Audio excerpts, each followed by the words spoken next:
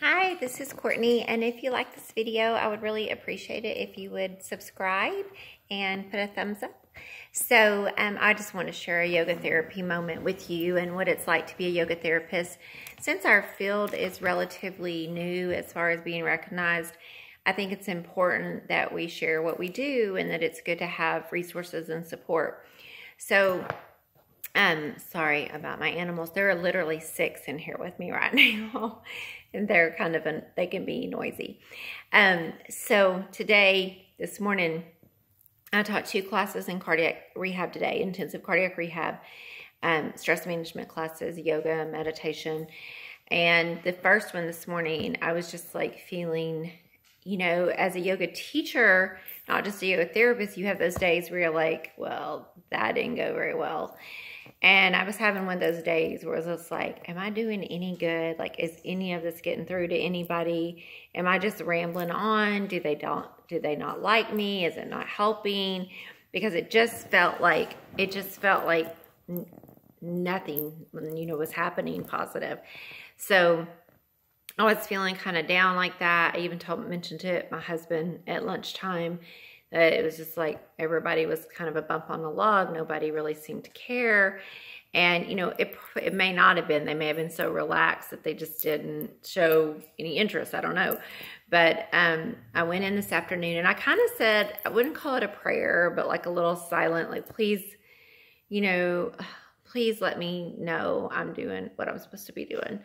So this afternoon I went into cardiac care after a very long conference call with our headquarters.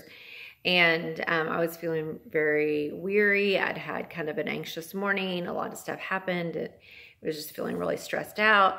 And I was trying to okay, chill out. I even went to the gym at lunch to try to just you're here for them. You got to put your best foot forward. You've got to be there for them because, regardless of how it went this morning, you've got to do your job.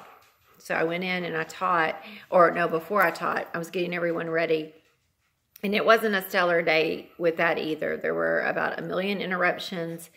I have some challenging clients right now who can't sit still and they're very noisy. I love them just the same, but it's challenging. It's not always roses. Not everybody who's there wants to be there in my situation. And this lady came out to me before class, and this is only her 3rd class, and she said, can I ask you a question? She said, Jameson, she said, does this help with pain?